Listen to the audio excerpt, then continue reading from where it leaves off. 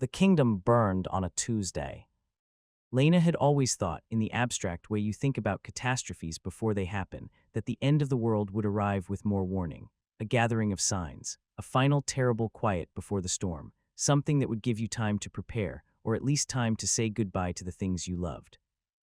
But the end of the kingdom of Valdris arrived the same way all the worst things arrived, without announcement, without ceremony, between one ordinary heartbeat and the next. She was in the royal library when it happened. She had been there all morning, chasing a reference in an old text, and she was so absorbed in her work that she didn't hear the first screams. It was the smell that reached her first, smoke, from a direction that smoke should not have been coming from, then the sound, then the light through the high library windows, the wrong color, too orange, too alive. She ran the way you run when your mind has not yet fully accepted what your body already knows, fast and directionless. Down corridors she had walked 1,000 times that now felt foreign, strange, rearranged by catastrophe into something she couldn't navigate. She found the throne room by accident. He was already there. Kiran, they called him, the White Sovereign, the villain of the Eastern Reaches, though no one said the second name to his face. He was tall and pale and cold in the way that things are cold when they have chosen coldness rather than having coldness thrust upon them. White hair, worn loose, catching the light of the fires he had set. Eyes the color of deep winter ice, not cruel exactly, but indifferent in a way that was worse than cruelty, because cruelty at least acknowledged you existed. He stood at the center of the throne room with the kingdom crumbling around him and looked at her with those ice-cold eyes, and for one impossible second, he looked almost surprised. She had a weapon, she didn't remember drawing it. She raised it. He looked at the weapon, he looked at her. His expression did something she had never seen on his face before, something that was not quite sadness, not quite recognition, something older and quieter than either. Kiran, you won't make it in time. He was right, she knew he was right. The ceiling was already coming down, and the fire was already everywhere, and there was no version of this moment that ended with her winning. But she had always been the kind of person who tried anyway. She charged. The ceiling came down. And then darkness, and then something that was not darkness but was not light either, something in between, a space that felt like held breath, like the pause between one heartbeat and the next stretched out into something navigable. And a voice, not Kiran's, something older than Kiran, older than the kingdom, older than anything she had a word for. It said only one thing. Again. And then light, and then cold, and then the specific smell of the royal library on a morning that had not yet become a catastrophe. Lena sat up on the library floor, gasping, a book open across her lap, her heart going 3 times its normal speed, and understood with the absolute certainty of someone who has lived this before and is now living it again that she had gone back. 3 years, she had gone back exactly 3 years. To the day she had first met Kiran. She sat in the library for a long time after that, breathing. She had learned in her previous life that the first instinct after a shock was almost always wrong. The first instinct was to act immediately, to do something, to move, but moving without thinking was how you made things worse. She had made things worse in her previous life, more times than she wanted to count. She was not going to do that again. So she sat, she breathed, she took stock. 3 years, she had 3 years before the kingdom burned. 3 years in which she knew everything that was going to happen, every move Kiran would make, every alliance he would forge, every strategy he would deploy. She knew where his armies were. She knew which lords would betray the kingdom and which would hold. She knew the exact sequence of events that would lead to the throne room and the fire and the ceiling coming down. She knew all of it. What she had not expected, what she had not accounted for, sitting in the library making her plans, was what else she knew. She knew when she had first seen him. Not the first time she had laid eyes on him, that was a public occasion, a summit between kingdoms, and she had seen him across a crowded room and thought, so that is the monster. She had formed her opinion of him at that distance, from the stories, from the reports, from the careful political analysis of every advisor in the kingdom. She knew when she had first actually seen him, 3 months after the summit, a moment that, in her previous life, she had dismissed as unimportant and had later, much later, understood was anything but.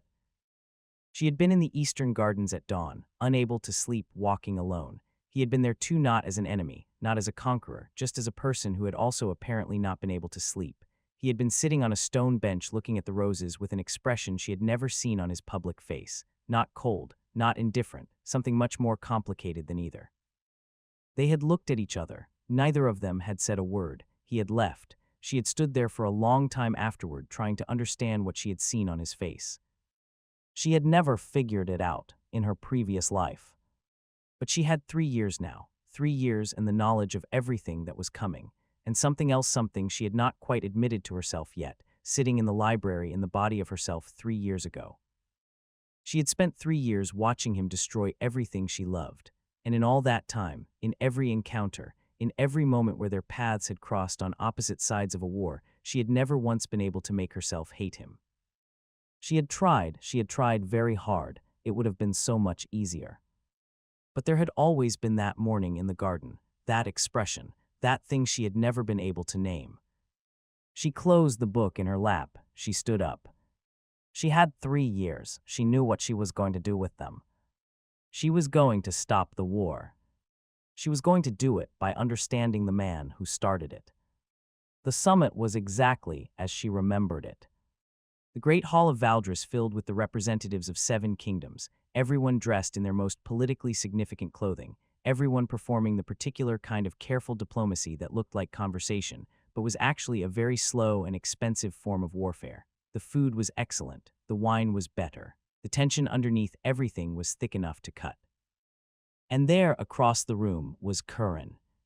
She had forgotten in 3 years of thinking of him as the enemy, as the villain, as the white sovereign who would burn her kingdom. She had forgotten what he actually looked like in person. He was younger than the image she had built of him in her memory. Not young, she knew he was 30. She knew his history. She had read everything written about him, but the man across the room was not the creature of her nightmares.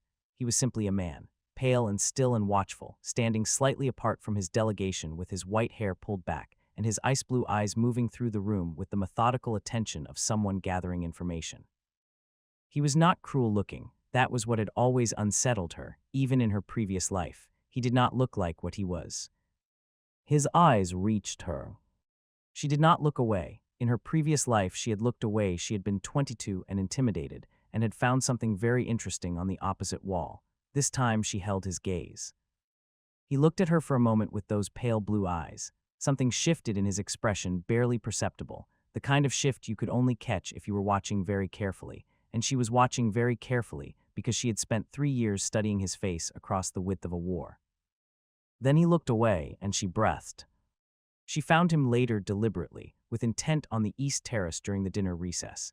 He was standing alone at the railing looking out over the city, a glass of wine held loosely in one hand, untouched. She stood beside him, not close, a respectful distance. She looked out at the same city. Lena, the eastern districts look different at night. The lamplighters take a different route after sunset. Most people don't notice. A pause, he looked at her. She kept her eyes on the city. Kiran, you've studied the lamplighter routes. Lena, I study most things. It's a difficult habit to stop. Another pause. She could feel him deciding what to make of her. Kiran, you're the royal archivist, Lena Voss. Lena, I am, and you're Kiran of the eastern reaches, though I suspect you already know that I know that.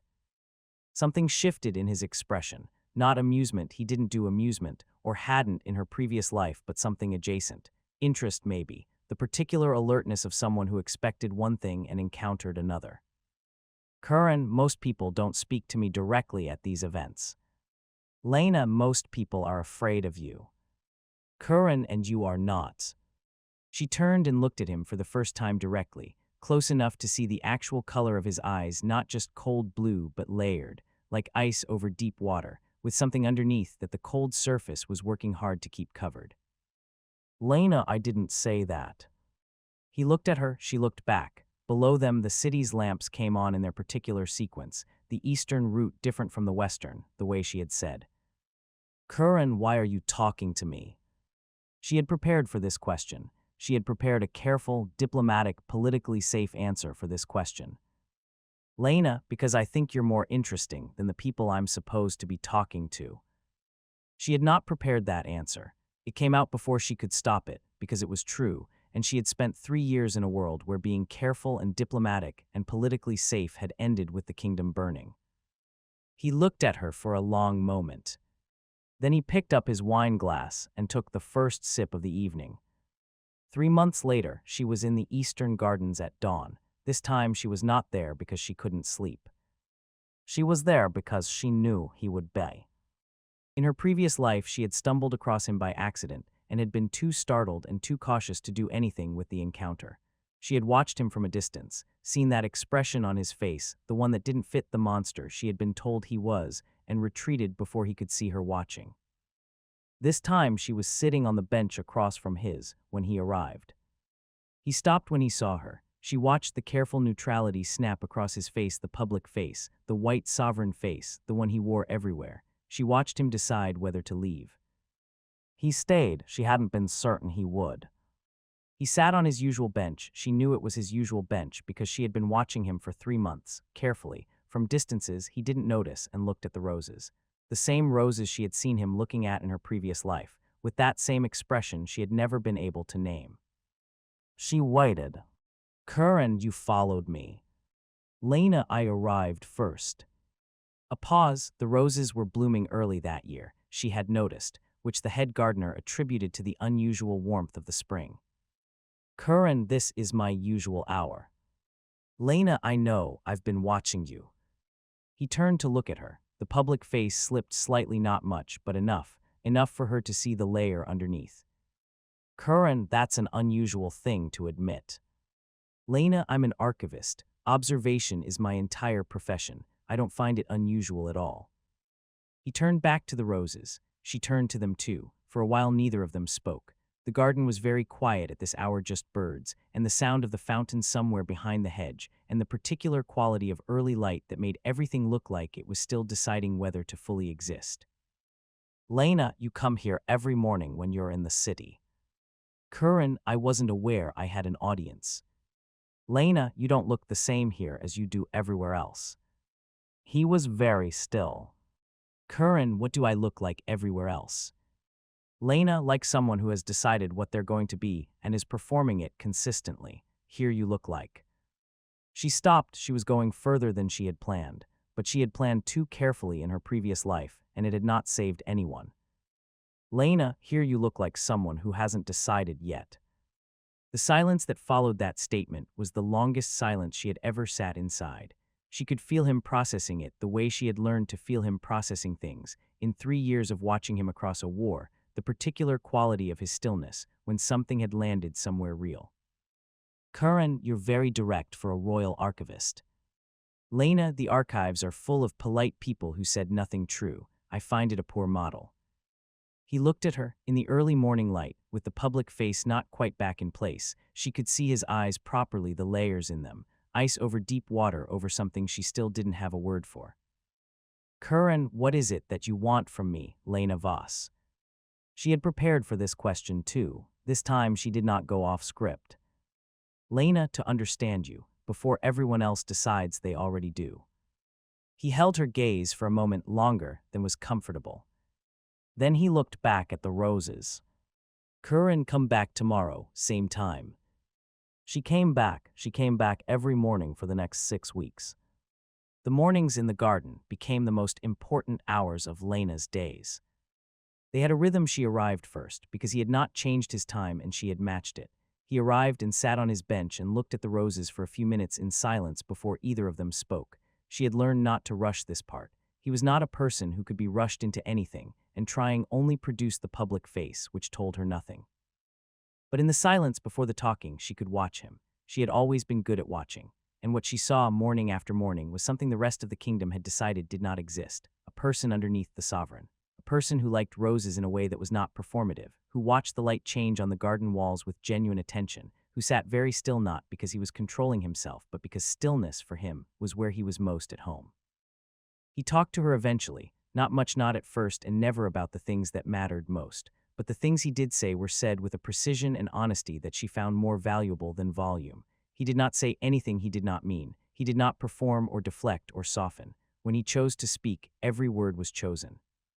She respected that deeply, because she had spent her previous life surrounded by people who spoke constantly and said very little. On the 32nd morning, he said something that changed the shape of everything. They had been talking about the Eastern Territories. She had asked about them carefully, knowing what she needed to learn, knowing that the Eastern Territories were the root of everything that was coming. He had answered carefully too, giving her the political version, the public version.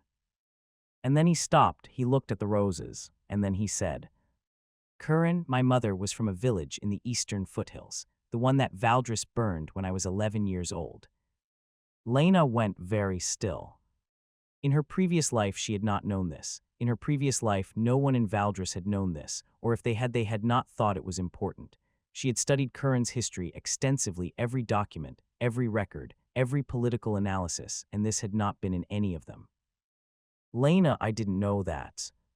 Kiran, no one does, I don't discuss it. Lena, why are you telling me? He was quiet for a moment.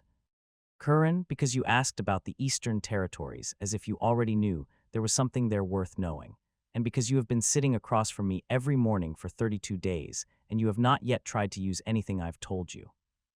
Lena, I wouldn't. Kiran, most people would. Lena, I'm not most people. He looked at her, the ice-blue eyes were fully present, no performance, no distance. Kiran, no, you're not. She understood, sitting there in the garden on the 32nd morning, what she was holding, the reason for the war, the thing that none of the diplomats or advisors or military strategists had ever found because they had never thought to look for it, the wound underneath all of it, personal, old, never tended. She also understood something else. She had come back here to stop a war. She had been so focused on that, on the strategy, the knowledge, the 3-year advantage, that she had not fully accounted for what stopping a war actually meant. It meant understanding the person who started it. And understanding him was doing something to her that she had not planned for at all. 6 months into the second version of her life, Lena sat in the royal library at midnight and tried to be honest with herself. She had stopped the first 3 steps of Kiran's path toward war. She had done it carefully, quietly, using what she knew: a conversation redirected here, a document surfaced there, an alliance she knew was fragile given an extra reason to hold. No one knew she was doing it. No one knew what she was preventing. She was good at this. She had always been good at this, the quiet work, the background work, the kind of work that no one saw until it was too late to undo. It was why she had been the royal archivist. It was why she had been, in her previous life, the last one standing when the ceiling came down. She was stopping the war. That part was going according to plan. The part that was not going according to plan was considerably more inconvenient. She thought about him constantly, not strategically. She was used to thinking about him strategically. She had been doing that for 3 years in her previous life. This was different. This was the way you think about someone when you are paying attention to them as a person rather than as a variable. The way he went still when something mattered to him. The way his precision with language was not coldness, but care. He said exactly what he meant because he respected words enough not to waste them. The 32nd morning. The look on his face when he talked about his mother's village, not grief exactly, something older than grief, something that had had decades to calcify into something harder and more dangerous. She thought about the morning he had shown up to the garden with a book and read alongside her in silence for 2 hours, and she had found that more comfortable than most conversations she had ever had. She thought about the way he had looked at her once, just once, and she wasn't even sure he knew he had done it, with something in his ice-blue eyes that was not indifference and not cruelty and not the public face, something that she would have called longing in anyone else and could not find a different word for in him. She closed the book she was not reading. This was a problem. Falling in love with the man you were trying to stop from destroying the world was she searched for the right word. Inadvisable. It complicated the strategy. It introduced variables. It meant that every decision she made was no longer purely about the kingdom. It also meant she admitted to herself in the midnight quiet of the library that she had been wrong about him. Not entirely. He was still dangerous. He was still capable of the things she had watched him do in her previous life. She was not naive about that. But the reason for all of it was different from what she had thought. The monster was not a monster. The monster was a person who had been given a wound and handed a war and told to do something with it. She could not unhear the 32nd morning. She could not unfeel the way the garden felt different when he was in it. She sat with that for a long time. Then she did what she had always done when confronted with a complicated truth. She decided to stop pretending it wasn't there, and she went to find him. She went to him the night before the negotiation that, in her previous life, had failed. She knew exactly how it had failed. She knew which argument had broken down, which pride had been too large in the room, which words spoken by the Valdris ambassador had landed as an insult in Kiran's ears and had closed the last door between peace and war. She had not been in the room for the negotiation in her previous life. She had been an archivist, not a diplomat, but she had read the full transcript afterward, word by word, in the rubble of everything that came after. She found him in the east wing of the diplomatic quarters, which she knew was where he preferred to be when he was in the palace, away from the main corridors, away from the performance, in a space that was quiet enough to think. She knocked. He opened the door and looked at her with those ice-blue eyes and said nothing. "Lena, the negotiation will fail tomorrow." A long pause. "Kiran, it hasn't happened yet." "Lena, I know. I'm telling you what will happen if it proceeds as planned." He stepped back from the door. She understood this as an invitation and came inside. The room was exactly as she had imagined it from knowing him: spare, ordered, nothing unnecessary. One lamp, a desk with papers arranged in a system she could almost parse, a single chair. He sat on the edge of the desk and looked at her with the particular attention he gave to things that required full assessment. "Kiran, how do you know what will happen?" "Lena, because I have studied every negotiation between our kingdoms for the last 100 years, and I know the specific failure points.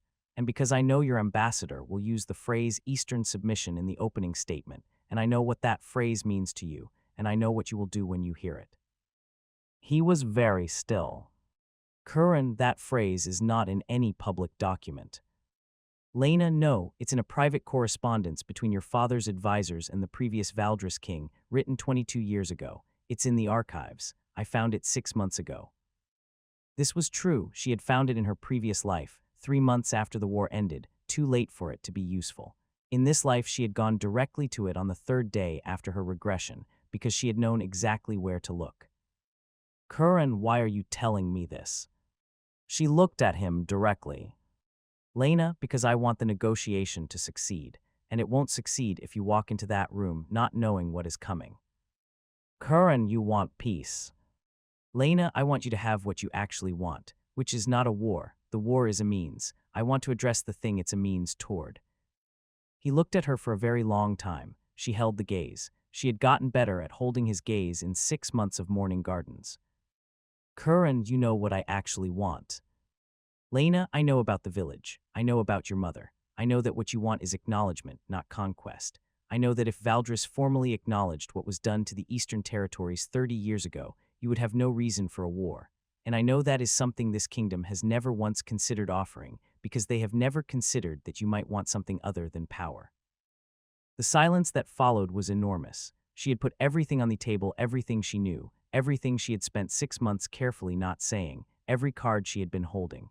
She felt the exposure of it, the specific vulnerability of knowing too much and finally saying it. He was very still for a long time. Then he said, very quietly, "Kiran, how do you know all of this?" "Lena, I'm very good at my job." "Kiran, no one is this good at their job." She held his gaze. "Lena, will you let me help you get what you actually want, without burning anything down?" A very long pause. The lamp between them burned steadily. "Kiran, why does it matter to you what I want?" She had prepared many answers for many questions. She had not prepared an answer for this one, because she had not known, 6 months ago when she started this, what the true answer would be. She knew now. "Lena, because I have spent 6 months paying attention to you, and I think the version of you that burns things down is the version of you that gave up on any other option, and I'm not willing to accept that there isn't another option." He looked at her, really looked at her, the way he had looked at her that once in the garden, with that thing in his eyes she still didn't have a different word for. "Kiran, tell me what needs to change in the opening statement." She told him. He listened. They talked until the lamp burned low, and by the time she left the east wing the sky outside the windows was beginning to lighten, and the negotiation had not yet happened, and for the first time she genuinely believed it might succeed. The negotiation succeeded. Not perfectly, nothing this complicated succeeded perfectly, but it held. The phrase Eastern submission was not used. The acknowledgement, carefully worded by a Valdris diplomat who had been very thoroughly briefed by an archivist who had come to her office 3 days before the summit with a very specific set of suggestions, was offered and accepted. The specific wound that had been waiting for 30 years to become a war was given, finally, something like a bandage. It would need more than a bandage. Lena knew that, but a bandage was somewhere to start. Kiran came to find her in the library the evening after the negotiation. She had been expecting this. She had not been expecting the expression on his face when he found her.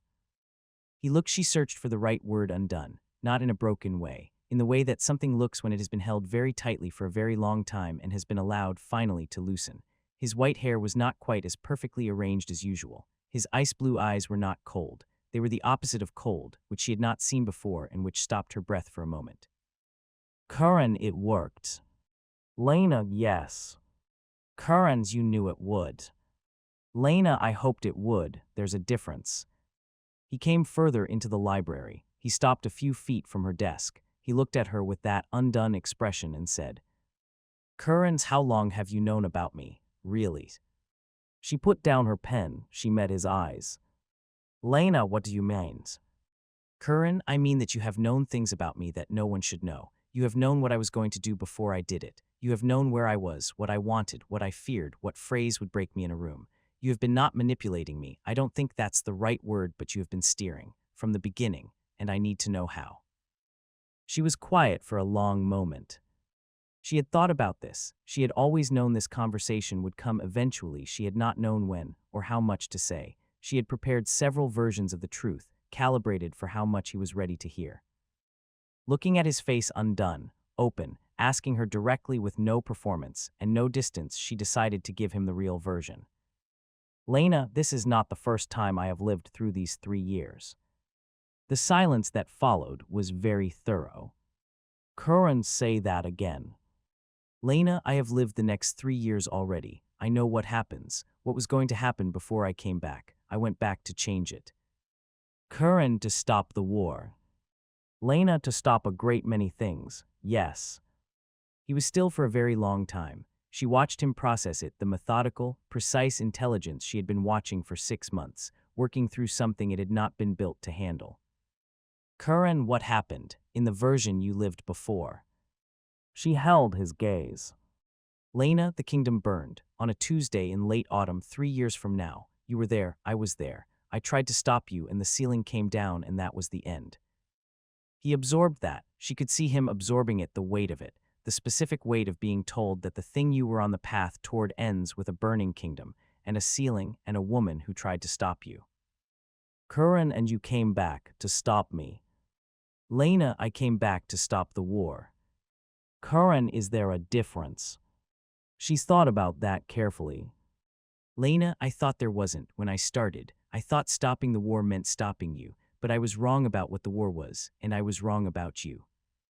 He looked at her for a long time. His ice blue eyes were very clear, very present, very much not performing anything. Kiran, what were you wrong about? Lena, I thought you wanted power. I thought the war was about conquest. I didn't know about the village, about your mother, about what Valdris did to the eastern territories. I didn't know that underneath everything there was just a wound that no one had ever tried to address. A long pause. Kiran, and if you had known, in the version before, would you have done this then? She considered that honestly. It was a question she had asked herself in the midnight library and had not fully answered. Lena, I don't know. I think I needed to see what happened without knowing first. I needed to understand what it cost, before I could understand what it was worth doing differently. He was quiet for a long time. The library was very still around them, shelves of books, centuries of accumulated knowledge, and the two of them standing in the middle of it with everything said. Kiran, you could have used what you knew against me, from the beginning. Lena, yes. Kiran, you didn't. Lena's no. Kiran, why? She looked at him, pale skin, white hair, ice blue eyes that were currently the warmest she had ever seen them, which was still not very warm but was more than she had thought he was capable of once. Lena, because I didn't want to defeat you. I wanted to understand you, and then somewhere along the way those stopped being separate things. He held her gaze for a moment that lasted several of her heartbeats. Then he crossed the library. He stopped when he was close enough that she had to look up to meet his eyes. He looked at her the way he had looked at her in the garden, that once she had watched from a distance in her previous life and never gotten close enough to read. She was close enough now. She read it. She had been right that there was no other word for it. Kiran, I have been trying to determine, for 6 months, what I feel when I am in a room with you. Lena, have you determined it? Kiran, yes, about 4 months ago. I have been trying to do something useful with the information since then. She almost laughed. She stopped herself, but only just. Lena and Kiran, and I find that I have no useful strategy for it, which is not something I am accustomed to. She looked at him for a moment. Then she reached up and took his hand carefully, the way you take the hand of someone who is not used to being reached for. He went still. She could feel the decision happening in him, the familiar stillness that preceded every choice he made. His hand turned and held hers. The war did not stop on a single day. It stopped the way most important things stopped gradually, then all at once, built from 1,000 small changes rather than one large one. Lena was the architect of most of them. She worked the way she had always worked, quietly, in the background, surfacing documents and writing, carefully worded summaries and arranging meetings between people who needed to have conversations they didn't know they needed to have. She used everything she knew from her previous life, everything she had learned in 6 months of morning gardens, everything that living through the end and coming back had given her. She was very good at it, better than she had been in her previous life, because this time she was not working against Kiran but alongside him. He was, she had discovered, an exceptionally useful person to work alongside, precise and unsentimental and entirely willing to act on good information when it was given to him clearly. He did not need things softened. He did not need things framed diplomatically. He needed the truth, and she was very good at telling the truth. What developed between them developed the way they both did things carefully, with precision, without a great deal of unnecessary announcement. He came to the library in the evenings. She came to the garden in the mornings. They talked about the peace process and about history and about the Eastern Territories and about everything else, and the line between professional and personal blurred and then disappeared entirely without either of them making an occasion of it. He was not easy. She had not expected him to be easy. She had known him for 3 years in her previous life, even from a distance, even as an enemy, and easy was not a word she would have chosen. He was precise and demanding and occasionally impossible, and his default setting was still a kind of controlled distance that she had to work to see past. But he was honest, and he was consistent, and she had not expected this and had not known what to do with it when she found it. He was extraordinarily good at paying attention, to the Eastern Territories, to the peace process, to everything she told him, to her. The morning she understood how good he was at paying attention was a morning in the garden, 8 months in, when he put a book on the bench beside her without a word. She looked at it. It was the specific book she had mentioned, in passing, 3 weeks earlier, in the context of a conversation about something completely different. She had mentioned it once. He had heard it and found it and said nothing about finding it. Lena, you remembered. Kiran, I remember most things. Lena, you went and found it. Kiran, it was in the Western Archive. It took some locating. She looked at him. He was looking at the roses with studied neutrality, which she had learned meant he had done something he was not going to make a speech about. She picked up the book. She held it for a moment. Lena, thank you. Kiran, it's a book. Lena, it's not really about the book. A pause. He did not look away from the roses. Kiran, no, it isn't. She smiled. She turned to the first page of the book. He read his own book beside her. The morning light moved across the garden in its particular way, the way she had been watching it move for 8 months, and she thought, this is what was worth coming back for. Not just the prevention of the war, not just the saved kingdom, this. She knew the date. She had known it for 3 years in her previous life, and she had known it since the day she came back. Late autumn, a Tuesday, 3 years after the day she had woken up in the library gasping with her heart going 3 times too fast. She woke up that Tuesday feeling the weight of it before she was fully conscious. The specific date, the specific day. In another version of her life, the version she had lived and died in, this was the day the kingdom burned. She got up, she dressed. She went to the window and looked out at a city that was not burning. It was raining, an ordinary autumn rain, the kind that turned the streets dark and made the castle walls look very old and very solid. Guards on the ramparts in their usual positions. The market below the walls, open and busy in the way that markets are busy when nothing is wrong. Smoke from cooking fires and forge fires and the fire in the great hall, all of it in the right places, all of it ordinary. Not orange, not the wrong color. Not alive in the way that fire is alive when it is eating something it was not supposed to eat. She stood at the window for a very long time. Then she sat on the edge of her bed and put her face in her hands and cried. Not from grief, exactly from the release of something she had been carrying for 3 years. The weight of knowing, the weight of the previous version, the ceiling coming down, the last thing she had seen before the darkness Kiran's face, and that expression, the one she had never been able to name, the one she had spent 3 years in a second life finally getting close enough to read. She understood now what it had been. On the day he had looked at her across the burning throne room, the expression on his face had been grief. She had not understood that then, she understood it now. She heard the door, she did not look up. There were only a handful of people who knew where her rooms were and would come to them without announcement, and only one of them had white hair and ice-blue eyes. Kiran, the city is not burning. Lena, I know. Kiran, you knew today was significant. Lena, yes. He came in, he sat beside her on the edge of the bed close enough that she could feel the stillness of him, the particular quality of his presence that she had learned in a year of mornings and evenings. He did not touch her, he waited. She lowered her hands and looked at him. His ice-blue eyes were watching her with an attention that was not analyzing, not strategizing, not doing anything useful, just present. Lena, in my first life, today was the day you burned the kingdom. I was in the throne room. The ceiling came down. A pause. Lena, the last thing I saw was your face. You looked, I didn't know what it was then. I know now. Kiran, what was it? Lena, you looked like you wished it had gone differently. He was very still. Kiran, it has gone differently. Lena, I know. Kiran, you did that. Lena, we did that. He looked at her for a long moment. Then, with the careful deliberateness he brought to every choice, he reached out and put his arm around her, not dramatically, not with any announcement, just there, solid and present.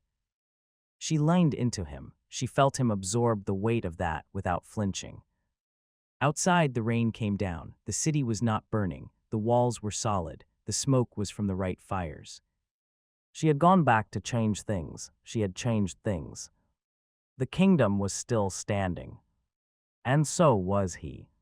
The formal peace agreement between Valdris and the Eastern Reaches was signed 6 months later, in the spring, in a ceremony that was significantly less dramatic than the war it had replaced. Lena was there. She stood at the back of the room, as archivists generally did, with a quill and a record book, writing down the words as they were spoken. She had written the first draft of the treaty herself, or rather, she had written a version of it 4 times, each draft refining what she knew from her previous life and what she had learned in this one, until it was something she believed would hold. She thought it would hold. She was cautiously, carefully, specifically optimistic. Kiran signed last. His signature was exactly what she would have predicted, precise, no flourish, the signature of someone who signed things because they meant them rather than for the aesthetics. He looked up from the document and found her across the room immediately, which was something he had always been able to do, which she had long since stopped being surprised by. She gave him a small nod. He gave her nothing visible. His face was as controlled as it always was in public, but she knew him well enough to read what the nothing visible meant. Later in the garden, their garden, by now, the possessive having crept in without announcement somewhere in the second year, he said, Kiran, you wrote the treaty. Lena, I drafted a suggestion. Several diplomats improved it significantly. Kiran, the core of it is yours. Lena, the core of it is something you told me on the 32nd morning. I just put it in language that a room full of diplomats could agree to. He was quiet for a moment. The roses were blooming again, the second spring since she had come back, the second spring that existed because she had come back. Kiran, I said something on the 32nd morning that changed everything. Lena, you told me the truth. That changed everything. He looked at her. His ice-blue eyes were exactly as she had first seen them, layered, ice over deep water over something underneath, but she knew what the something was now. She had known for a long time. Kiran, you came back to stop a war. Lena, yes. Kiran, and...